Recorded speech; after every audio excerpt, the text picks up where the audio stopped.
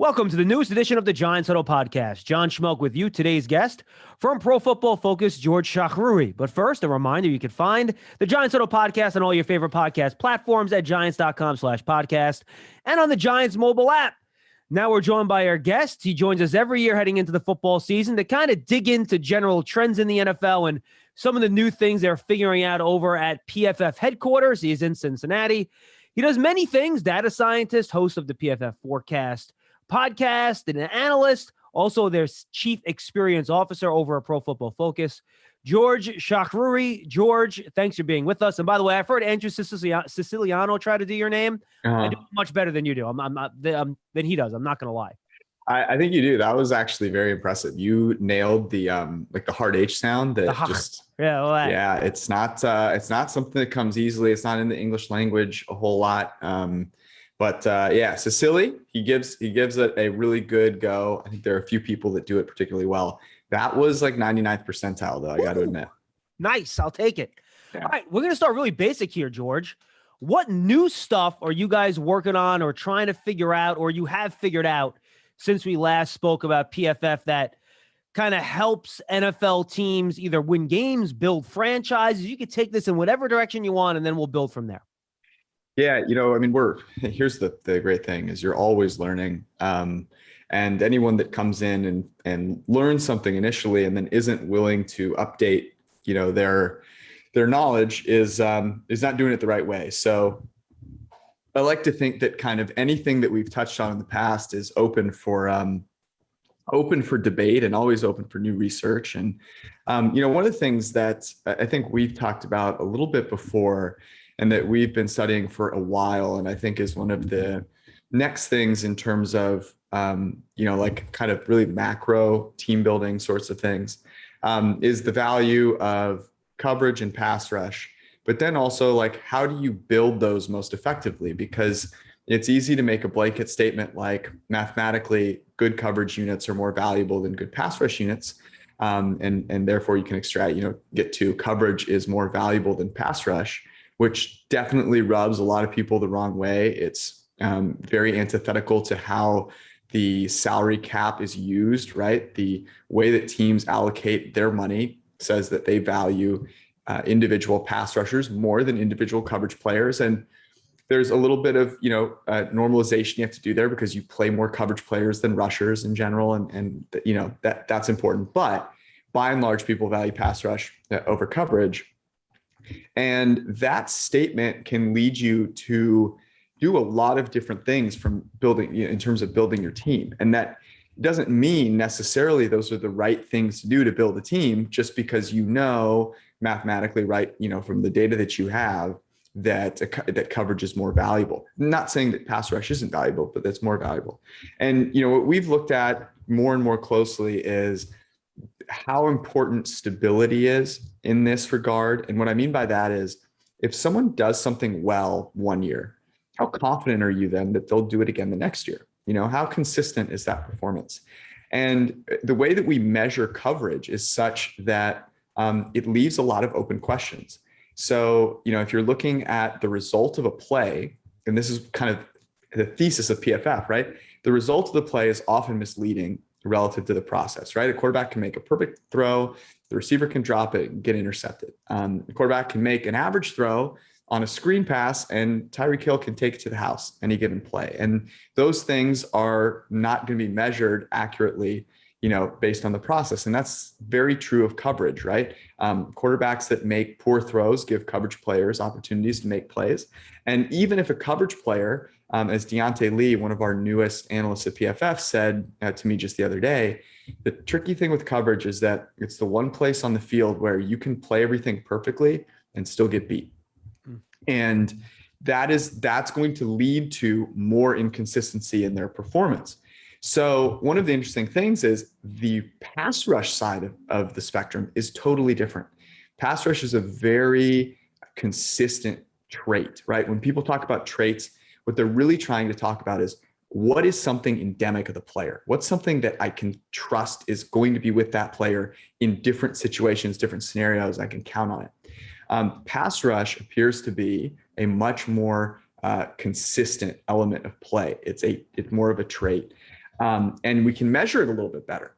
So, I think the kind of big takeaway that we're looking at right now is, okay, if I am building a defense, how will I allocate my resources to both leverage the fact that I know coverage is really valuable and actually more valuable than pass rush, but that individual players are less consistent from a coverage perspective than they are from a pass rush perspective. And I think what that leads to, and we just did this on the PFF Forecast, I would recommend checking it out. We did a draft of defensive players. And what I think it leads you to is to be more confident in using early picks on players who you're confident are going to be great pass rushers going forward, but to spend a lot of picks on players who can cover, because you are using more and more coverage players every year. Last year, 5 coverage defenders was the most frequently used, 5+ coverage players most frequently used defensive formation, and you need to have depth there. So roster construction on the defensive side and how we view defense, I think, is something that we're continuing to learn more about. And I would say if I'm projecting forward and I'm thinking about areas of play that we still need to learn more about, it's certainly coverage. It's one of the trickiest things to pin down. I think it's one of the weakest areas. I think PFF does the best job of it out there, and a hell of a lot better than any box score stat is ever going to do for you. But it's still, in my opinion, the place we have the most opportunity to grow and improve in terms of measuring player performance. So that's kind of one of the big, maybe the biggest thing that that I think is on the horizon in terms of where we go next. And we're studying it pretty closely here at PFF. Let me dig in on that a little bit, because I think another concept that we talk about with offense versus defense too, and I think it works for D-line versus secondary, you want to avoid having, especially in the secondary, George, a weakness, right? Because you could have 3 great coverage guys out there. You have one guy that stinks. Guess where they're throwing the ball, right? And the other great guys don't really matter much if they're just killing one side of the field. But with the defensive line, you kind of need a guy that can win one-on-one, right? Because that'll then shift the offensive line. It helps other people out. So does that lend it towards, to your previous point, even more so, that individual top pass rusher that you know the production you're going to get is maybe worth that investment, given the secondary is more of a numbers game where maybe you don't need the super dominant guy, but you don't want to have that really weak link, if you know kind of the comparison I'm making here. Yeah, I think there's it's interesting because I agree with that statement overall. The one thing that I think is interesting in prepping for that defensive player draft, I kind of came across this, where I feel that the top tier of pass rushers is also larger than the top tier of coverage players. To the point where I would actually say that, the gap between Aaron Donald and the next best guy, it's decent. But I could make the argument, and I would actually make this argument, even though I think it's very, very, very close, is that I feel more comfortable with Jalen Ramsey over the next best coverage player than I do taking Aaron Donald. If I were to eschew Aaron Donald and take the next best defensive pass rusher. And my reasoning for that is that there are so few coverage players who are the best, regardless of where they are in the field. And Aaron Donald is interesting in that, right, he plays on the interior. Now, can he play outside? Absolutely. I think what's interesting is, where is it more valuable to have that dominant performance? Is it on the interior or on the outside? And our data would point to pressure from the exterior, from the outside, being more valuable. Now, that's something that's very interesting, because you think about the type of quarterback that is becoming very prevalent in the league, and they're all very mobile. So, how that matriculates down over the next couple of years is interesting. So it is one of those things where you think to yourself, okay, yes, I definitely want depth in the secondary. But if you were like building your team out and you go, do I have to have the best guy, on the defensive line? Well, there might be like 7 or 8 of those guys where you feel like, in any given year, this could be the best guy. Although I would say Aaron Donald, right, even though he plays in the interior, has still taken that mantle. So it's tricky. The thing that I would kind of take away from that is, like, there are different ways to skin a cat. And as long as you're pointing in the right direction in terms of understanding that coverage is valuable and it's a weak link system, meaning I need a lot of good players. And if I have one weak link, I'm going to get destroyed. And on the defensive line, it's a little bit more of a strong link system where if I have one guy that's dominant, he's going to rise. That tide is going to raise all boats. I think you can build your team in slightly different ways and still have a very good defense. Well, and how about the approach the Giants have taken? Because they have their one dominant, quote unquote, pass rusher on Leonard Williams, 11.5 sacks last year. Inside guy, not an outside guy. And they're very much taking the edge rusher by committee approach. They have like 8 or 9 guys in that room. Is that a structure that you guys have seen work? Or is that something where you're really going edge rush by committee can get a little bit dicey with getting consistent pressure on the quarterback? Well, this is another interesting point is where does scheme come into this? And which is easier to scheme, a good pass rush or good coverage? And all of the answers would point towards, all of the data and research would point towards pass rush being an easier thing to scheme. You've seen it with the Patriots consistently. How many times have they had a dominant defense, which generated pressure, maybe not at the league high rate, but generated pressure, and did so with guys people have never heard of? I mean, Kyle Van Noy led them in pressures like 2 years ago, and then he's switched teams twice and is now back. And that is something that we also saw last year. If you go look at the Steelers, for example, led the league in pressure rate, and they blitzed at the highest rate in the league. The Ravens as well. Tell me the best pass rusher on the Ravens last year.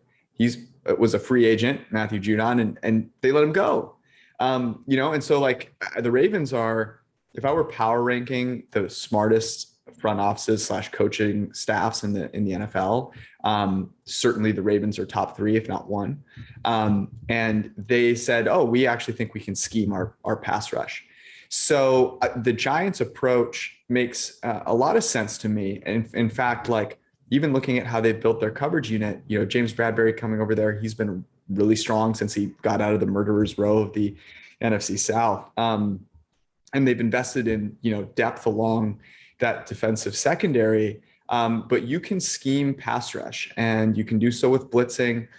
You can do so with a single player who can take up some space and attention. The Steelers with TJ Watt, obviously, he's their main focus, but a lot of other guys on that D-line eat. So I like it from that standpoint. And I also like it from this standpoint. I think about this also with coverage players. Your great coverage players are on the field every single play of the game. Receivers switch out all the time. So whenever you're a defensive back, you're always going against a guy with fresh legs. Darius Butler has told this to me many times. Great, wonderful secondary player, played for the Patriots, played for the Colts, and now is doing a lot of great media work. And you can apply this to the defensive line, offensive line equation where the offensive linemen are out there every single play. Yeah. And it's the defensive linemen where you can switch them in and out and get fresh legs out there. And a guy with fresh legs, these guys are incredible athletes. That's the other thing to take note of.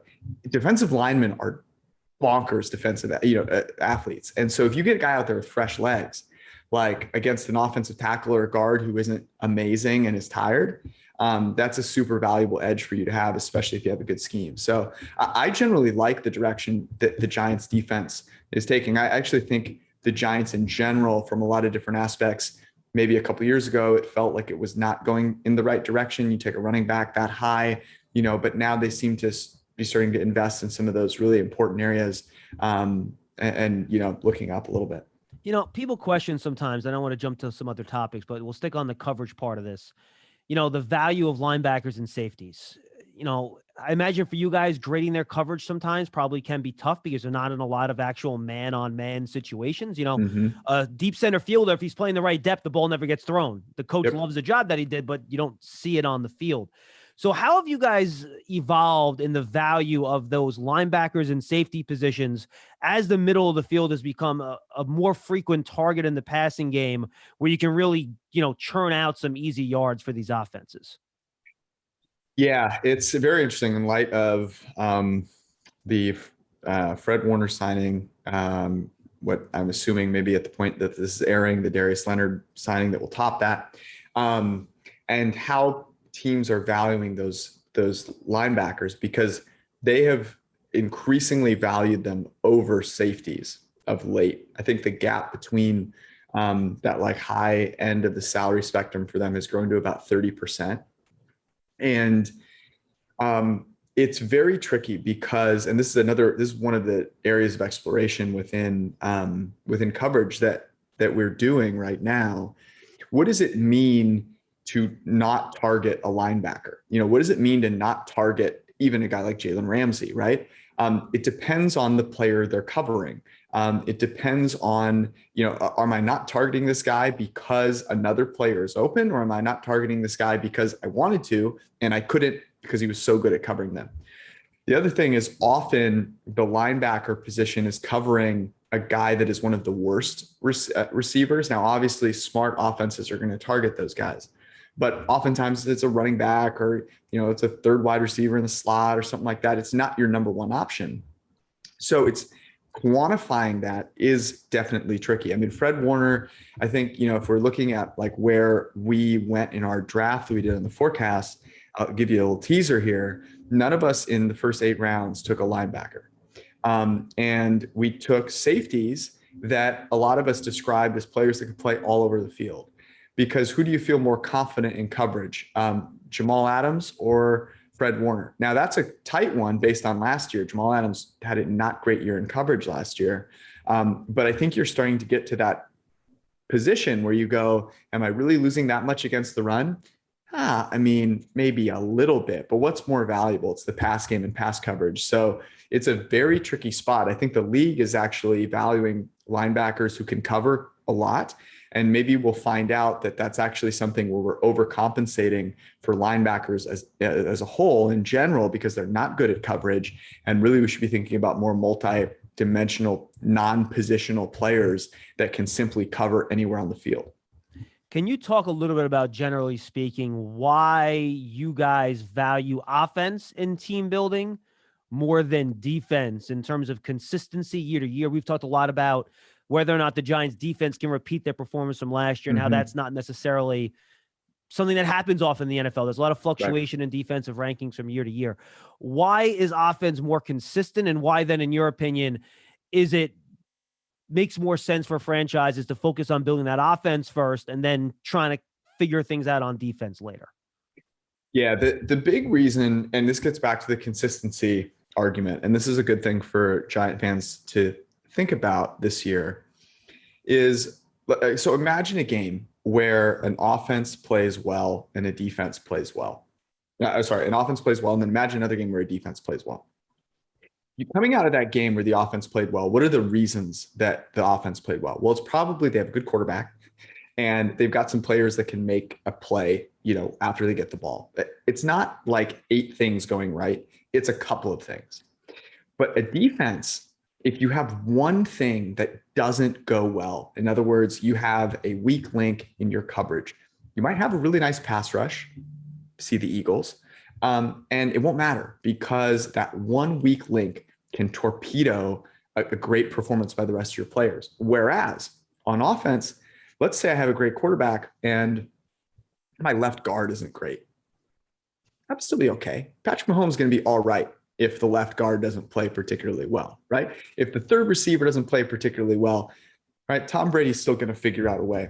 He's still going to be all right. And so the players that you need on offense to be really good are just fewer than the ones that you need on defense. And so it's easier, and I use the word easier in quotes there because it's not easy regardless, but it's easier to pinpoint how to build that, the path towards a really great offense than it is a defense. And once you reach that point, it's easier to sustain the really good offense than it is the really good defense. Again, not easy by any stretch to do either. But on defense, you could do everything right. Again, I said this earlier. It's the same kind of concept. You could do everything right and luck could totally screw you over. And that's why it's important to go into seasons with expectations that are taking that into account. Did you have good turnover luck last year? Did you play offenses that weren't great? Did you have a fairly healthy season? all of those things generally regress either back up towards the mean or back down towards the mean. And they do so more frequently than what would happen on offense, because on offense, you're counting on less players being impacted by those regressions. And so you're more likely, to see consistency. And the last thing that I'll point out is that we mathematically have, the statistics that we collect are more stable for offensive players. So, success of an offensive player, I feel a little more confident in than that of a defensive player. And so even in those isolated positions, like let's say I'm just looking at cornerback and quarterback, for example, or cornerback and wide receiver is a good one because they oppose each other. I'm more confident in a wide receiver continuing to play well if he played well one year, playing well the next year, than I would be for a corner. You mentioned turnover luck in that answer. And I think I've asked you this question every year we've done this, and I'll ask it again, because I think we both know, 80% of the time the team that wins the turnover battle wins a game. Yeah. Is it all luck? Is there something teams can do to get better at either getting turnovers or getting takeaways, preventing turnovers? Or is this really just something that comes and goes and is the beauty kind of the randomness of the NFL? Well, it's a great question because it's like yes and no. Because if your only goal is to increase the chances of getting a turnover, that's fine. But that is a little bit skewed because let's take an extreme example. And this is an extreme example, but it's used a lot in the NFL, cover zero blitz. So cover zero blitzes have a higher turnover worthy play rate. And that's even so things that don't even end up turning into turnovers that should be. And the reason I mention that is because it's more consistent year to year than just pure turnovers, which a fumble can bounce one way, a defender can drop an open interception, right? Those things are fluky, but consistently putting the ball in harm's way is more stable. You can try and maximize that by blitzing frequently and doing all these exotic things. But what does that do on average, right? Is your only goal to force turnovers, or are you trying to stop the team, more often than not? So I believe, and looking at the data, as I just mentioned, it's the case where you can do things that increase the chances of getting a turnover opportunity. But the important thing there is, what does that do to you if you don't, right? How solid are you in your scheme? Because, the Patriots can execute it, but, the Jets can't. And so, it's not a like one trick kind of thing where you get it right on one end of the spectrum and the other one's just going to tag along. You've got to be solid there. So would I be looking to, for example, if I'm the Chiefs, am I sitting out there trying to, get a turnover every play? Not really. Like, I just need you to have a couple of possessions where you stall out and kick a field goal. If I have a really poor offense and my goal is to make it to the playoffs, then yeah, I am probably trying to force a lot more turnovers. I think we're talking range of outcomes, right? And I think that explains, a lot of the frustration that people in the different camps that are like, run the ball in early downs, get in third and short and do your thing, versus the guys that say, no, you want to throw early, you have a chance at a bigger play, you avoid third down altogether. I think, and even with coaches, it always comes down to how comfortable you are with a larger range of outcomes and variance in your outcomes from possession to possession, right? You might have a disastrous possession where you throw an interception on a 1st and 10 where the coach wants to slam his head into the wall, but you have more opportunities to score when you take everything in totality. When if you run the ball, you feel good. All right, I'm in 3rd and 3. I feel good about this. You're not going to have that bad first down interception, but it's almost a psychological trick I think a lot of people play on themselves, right? Yeah, it's a self-fulfilling prophecy, right? So if my goal is to get to 3rd and 3, then I've predisposed myself to think of certain things as successes and certain things as failures. And I'm then less prepared for situations that, like throwing on 1st down, that should be the norm. Throwing on 2nd and long, that should be the norm. I think of an example with 4th downs. So one of my beliefs has been that one of the reasons teams are so terrified of going for it on 4th and short, not to mention, if they fail, people are going to yell at them. But it's also not like something that dominates your preparation. And the Saints, a team that have historically gone for fourth and shorts more frequently than most teams, although of late the Ravens and the Bills have caught them there and overtaken them, is that they used to practice fourth and goal, fourth and short, and they would put people's pride on the line, and I think even put some dollar bills on it as well. And so that kind of putting game-like scenarios into your practice, actually practicing like it, that matters, right? You can't just go out there and say, oh yeah, today we're going to throw the ball on first down. Hope you're ready. And the same, it goes forward, all the way to fourth down, obviously. But it's a mentality, if you accept that, these are the things that can win football games and you're not afraid of them, they become the norm for you. You're comfortable. I think, ultimately you'll see more success there. You mentioned situational football there in terms of going for it on fourth downs. And it really is such a big part of preparation for these teams. They do, installation on first and second down is just one day of practice a week, right? Then they do red zone, then they do third down, 2-minute, take your pick. But at the same time, when you analyze the results of those, they're all naturally a small sample size deal, right? So it's hard to take a lot out of them. So how do you guys balance the fact that they're small sample sizes, but they are so important to the result of the game, red zone specifically, right? 7 points versus 3 points is a huge freaking deal in evaluating how you determine what teams are good at, what players are good, when situational football is a small sample size, yet still so important to wins and losses. Yeah, the key there is looking at decisions and not results. So is a coach that makes the right decision to go for it on 10 straight fourth downs, but only capitalizes on 2 of the 10. Is he a bad coach? No, not at all. Now, I say that, let's assume they call decent plays there, right? That they've practiced and their team is prepared for. And those are things we can't totally know. So it's what we try and look at is what is most consistent. Okay, well, what's most consistent is the decision the coach is going to make to go for it. What's going to be less consistent is whether he succeeds or fails on 55, 45 propositions, right? It's basically a coin flip. You can flip a coin 10 times. You go do it right now. And yeah, you expect to go 5 for 10. And if it was a weighted coin, like a fourth down is, right? And say it was 60% heads, 40% tails, you would expect 6 heads and 4 tails, but you can go flip them and you're not going to get that, right? Right. And so should you come back and go, oh, this coin is baloney? No, what you should do is realize that it's a small sample and the process is the thing that you're looking for. That's so tough though, because it's still a small sample size sport, small sample size in terms of plays, in terms of decisions, in terms of games. And often, coaches are judged on that small sample. And so that's why, it can be hard to convince an owner hey, trust the process, right? We've seen that in Philadelphia. It'd be a very tough thing. So, what especially on fourth downs, that's what we look at, where are people making the right decisions? And then you can use that to your advantage.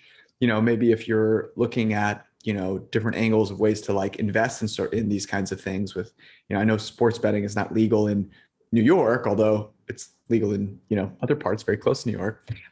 New Jersey, where we are right now. Where you are right now. Exactly. So you can, see those things generally regressing, back to the mean and take advantage of it.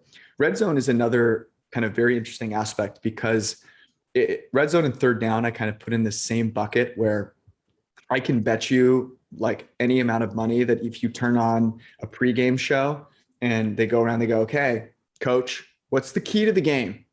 You're going to get at least 1 third down and 1 red zone comment per game. Turnovers is the third one, by the way. And turnovers, yeah, exactly. Forced turnovers, got to execute in the red zone, got to execute on third down. Yes. But what's wrong with executing on first and second down so that you don't get to third down? And the way that I would think about that is, would you rather focus on executing on 2 downs where a team doesn't know as much about what you're going to do, or focus on executing on a down that presupposes you failed on those first 2 downs and are now in a situation where your hand, unless you're on third and short, is basically been called for you, right? If you're in 3rd and 6, you're throwing the ball and the team knows it. If you're on 2nd and 6, you have a lot of opportunity to fake out the other team. Now, would I throw in most of those situations? Absolutely. But would I get creative there? Yes. And I think that's the important thing. So when I look at red zone, I go, do I want to execute in the red zone? Absolutely. I also want to execute everywhere else on the field. I want to take chances to try and score when I'm at the 30, for example, right? There's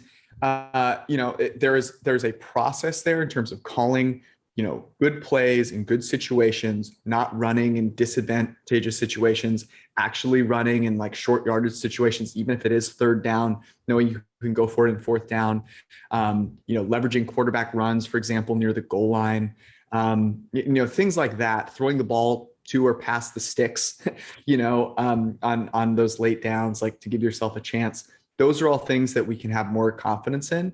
But I would say instead of worrying so much about some of those low sample situations, look at the process, say, okay, I think this is a good process, great. And then really focus on that. Are we executing on those other places, 1st and 2nd down, other plays outside of the red zone that if you do can mitigate some of the reliance on those really low sample situations? How much is winning in the league now, George, avoiding bad plays and not screwing up versus trying to make those spectacular plays that make a difference? I know it's a very basic question, but I do think it actually encompasses a lot of different ways you want to roster build and kind of structure how you work. Offenses are getting better and better. Passing, quarterback play, quarterback athleticism. And I say this all the time, like a field goal is not a victory. I kind of liken it. I probably said this on your podcast before, like a field goal is like a participation trophy, thanks for coming out. Like, we appreciate you jogging onto the field here. Here's 3 points, go away. Taking chances to score 7 points when the opposing offenses are getting better is something that you should do more and more. And the math bears that out. Playing to keep it close, not to lose, for field position, for time of possession, those things are all largely a myth and a fairy tale. And so to answer your question, it's more about scoring touchdowns than it is avoiding interceptions. Now, on the extremes, are you going to screw yourself? Absolutely, right? Can I throw 30 interceptions and win a whole bunch of games? I'm not going to bet on it, right? But I want to take chances to score points.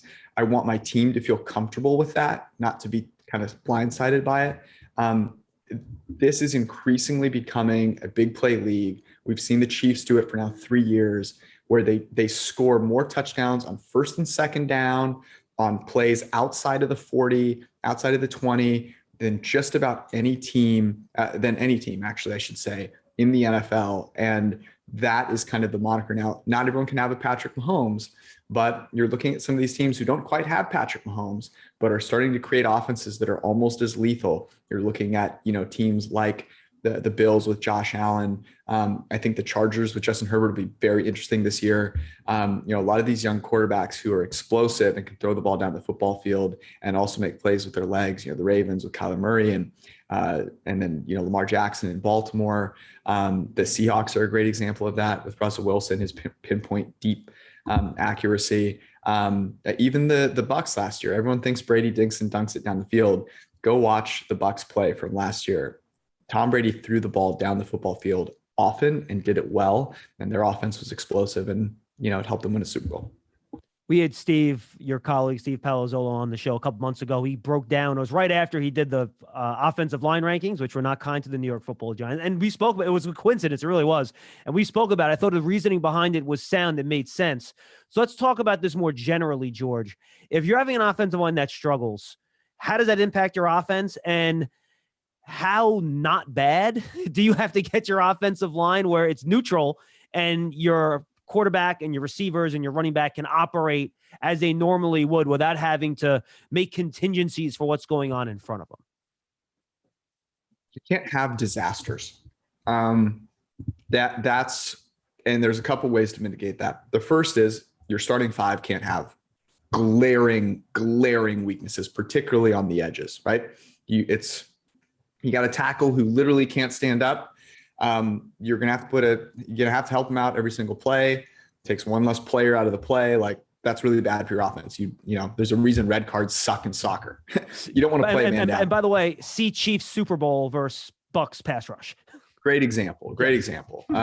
They were totally unprepared. You know, the Chiefs, honestly, I thought it had a lot of hubris in that because, you know, I thought they came out and played as if it wasn't going to matter as much. And well, it did. So that's the first thing. The second thing is, what are you doing outside of that starting five to mitigate disaster? Injuries are going to happen. They're going to happen on your offensive line. Do you have depth there? That is a huge key. I would rather spend money on depth than on a stud left tackle. And look, there are some great left tackles out there. Trent Williams is amazing. Now, do I actually have a problem with that contract? Not really. It was well structured and he's absolutely amazing. But if I'm given the choice, you know, and I say, look, I can either have a great left tackle or I can have an average one, but great depth across the line, I'm choosing depth because I know that war of attrition is going to happen. And this other thing, which is very important, which is the way you scheme your offense, the way your quarterback executes the offense will determine a lot of what happens. Will they be able to get the ball out on time? You know, will they take on more pressure on themselves than normal because they hold on to the ball? We know that that's a quarterback trait. See Wilson Russell in Seattle, who holds on the ball for about 3 seconds on average. See Watson, Houston. Great example. Yeah. Another fantastic example. So those are all things that can help with your offensive line, your protection, you know, as a whole. But the two big things that are, you got to have solid play across. It's not, you know, even if it's just slightly, you know, below average, like that's not a big deal. 20th ranked line, you're going to be fine. Yeah, exactly. I'll take a 20th ranked line. I'll take even a 24th. You know, I think where you start getting there is you get 26, 27, maybe 27 through 32. It's like, man, it's going to be hard for you to win. Like, it's just going to be hard. But yeah, number 20 through 24, I'm not terrified of that. I think it'll be interesting to watch the Bengals this year. Will they be able to have an offensive line that is just not terrible? And what will that look like with that offense? You know, and I think the Giants are really in that same boat. Will Andrew Thomas kind of not be that huge weak link that he was to start out the season last year? And you know, like towards the end of the season, did it get a little better? Yes, but like we still need to see it improve. And if that's the case, right, then you can start to have that stability across the offensive line, and that'll obviously help the offense out quite a bit. All right, one or two more here, George. Daniel Jones, we have to talk about him. I did specifics on him with Steve, so we're not going to do that necessarily, but what is it that the really good quarterbacks in this league do consistently? I know it's different from player to player, but what are some of the things that Giant fans can kind of look at a checklist as they move into season 3 and say, all right, Daniel Jones, let's watch for A, B, C, and D, because he does these things well. Odds are he's going to be a pretty good quarterback for us for a long time. Yeah, it's a great question, and a lot of resources for Giants fans on PFF.com. One of the ones that I use really frequently is the quarterback annual, because it just gives me a snapshot of what, you know, that quarterback or all other quarterbacks look like across the league. And obviously you can see how they, you know, grade from week to week and stuff like that. So if you want to follow up on these, you know where to go. But Daniel Jones is really interesting. What really impressed me about him last year, and where I think you've got room for some real hope, is I look at some of those bigger throws down the football field, and, you know, is it something that I was like really excited about in year one? No, he made big time throws at about a 4% clip. Last year that improved about 5%, starting to get closer to that top end of the league in terms of making big throws that are accurate down the football field. And the turnover worthy plays, those throws where you go, man, like those were really rough to watch, that decreased by over 2% last year. And so I think about that kind of equation there and I go, okay, can I continue to limit those really bad throws? And can I continue to make those pretty good throws. And if you can keep moving in the direction on both of those, you'll be in good shape. I think there are a couple of other places, and I talk about this a lot, but this is a place that Daniel Jones graded really well, which was from a clean pocket. 13th highest grade out of 32 quarterbacks last year in raw PFF grade from a clean pocket. We know that's consistent from season to season, more so than anything else. So that gives me some hope there as well. And I would continue to monitor that, even if maybe he gets off to a rocky start, come to PFF and check out how he's doing from a clean pocket. And then I think the last thing, and I guess maybe it's kind of two things. Fumbles are obviously something that has been a huge bugaboo with Daniel Jones, and that can't continue. We talked about turnover-worthy play rate. Those are both throws that are bad and fumbles that are bad. That number needs to come down regardless of where he was at last year, which was, middle of the league, about 18th. Better, but still not where you want it to be. Exactly. We're trending, but we need to keep going, or else we're going to stay in the middle, right? And no one wants to be in the middle. You're not looking for the guy at 18. You're looking for the guy at 8, who can maybe get to 5. The last thing that I would note is 68.4 passer rating, throwing in between 10 and 19 yards down the football field. Those are the areas, that area of the field, my buddy Eric Eager, my co-host on the forecast, calls those doubles. You got to hit doubles to win. Those are really big plays that you can make more frequently than those 20+ yard plays.